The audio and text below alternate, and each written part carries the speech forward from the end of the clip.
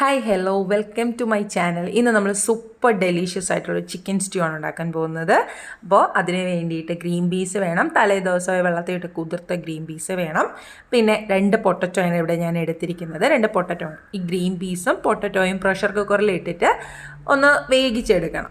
അപ്പോൾ ഞാനിപ്പോൾ പൊട്ടറ്റോ നമുക്കിപ്പോൾ ഇങ്ങനെ ഇട്ടില്ലെങ്കിലും ഡയറക്റ്റ് സ്റ്റ്യൂ ഉണ്ടാക്കുന്ന സമയത്ത് വേവിക്കാൻ ഞാനിപ്പോൾ ഗ്രീൻ പീസിൻ്റെ കൂടെ ഇട്ട് വേവിച്ചെടുത്തതേ ഉള്ളൂ കേട്ടോ. കുറച്ച് ഉപ്പ് കൂടി ആഡ് ചെയ്തിട്ടാണ് വേവിക്കേണ്ടത്. അതിനുശേഷം നമുക്ക് ആവശ്യമുള്ളത് ജിഞ്ചർ വേണം, വെളുത്തുള്ളി വേണം, അതുപോലെ തന്നെ പച്ചമുളക് വേണം. ഇതെല്ലാം ചെറുതായിട്ട് സ്ലൈസ് ചെയ്ത് വയ്ക്കണം. നമുക്കൊരു പാൻ എടുക്കണം, ഒരു പാത്രം എടുക്കണം. പാത്രത്തിനകത്തേക്ക് വെളിച്ചെണ്ണ ഒഴിച്ചു കൊടുക്കുക. അതിനുശേഷം അതിനകത്തേക്ക് ഗ്രാമ്പൂ, പട്ട, വയനയിലയുടെ ഒരു ചെറിയ പീസ്, പിന്നെ ഏലക്ക, ഇതെല്ലാം ഇട്ട് ചെറുതായിട്ടൊന്ന് സോട്ട് ചെയ്യണം.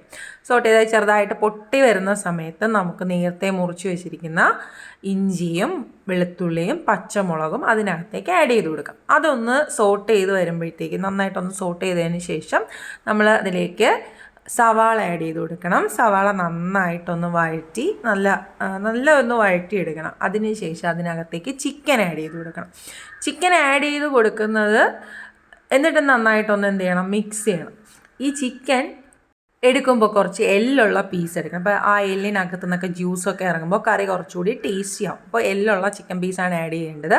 അത് ആഡ് ചെയ്ത് ഒരു 4 മിനിറ്റോളം എന്ത് ചെയ്യണം, സോട്ട് ചെയ്ത് കൊടുക്കണം. എന്നിട്ട് അത് അടച്ച് വെച്ചേക്കണം.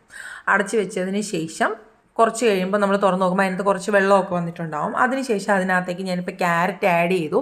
ആക്ച്വലി ക്യാരറ്റ് ആഡ് ചെയ്യേണ്ടത് ഫസ്റ്റാണ്, ഞാൻ ഇടാൻ മറന്നു പോയതുകൊണ്ടാണ് പിന്നെ ആഡ് ചെയ്തത്.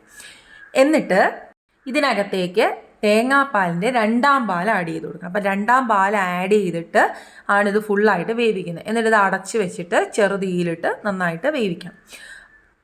ലാസ്റ്റ് നമ്മുടെ കറിക്ക് ടേസ്റ്റ് കൂടാൻ വേണ്ടിയിട്ട് വെളിച്ചെണ്ണയ്ക്കകത്തേക്ക് നമ്മുടെ കുഞ്ഞുള്ളി ഒന്ന് വറുത്തിടണം. കുഞ്ഞുള്ളിയും കറിവേപ്പിലയും കൂടി നന്നായിട്ട് മൊരിച്ച് നന്നായിട്ട് വറുത്തിട്ട് ഈ കറിക്കകത്തേക്ക് 2ാം പാലാണ് ഒഴിച്ചിരിക്കുന്നത്. അത് കുറച്ചൊന്ന് വറ്റി വരുമ്പോൾ നമ്മൾ എന്ത് ചെയ്യണം, ഈ വറുത്ത സാധനം അതിനകത്തേക്ക് ഇടണം. അതിനുശേഷം 1ാം പാൽ ആഡ് ചെയ്ത് കൊടുക്കണം.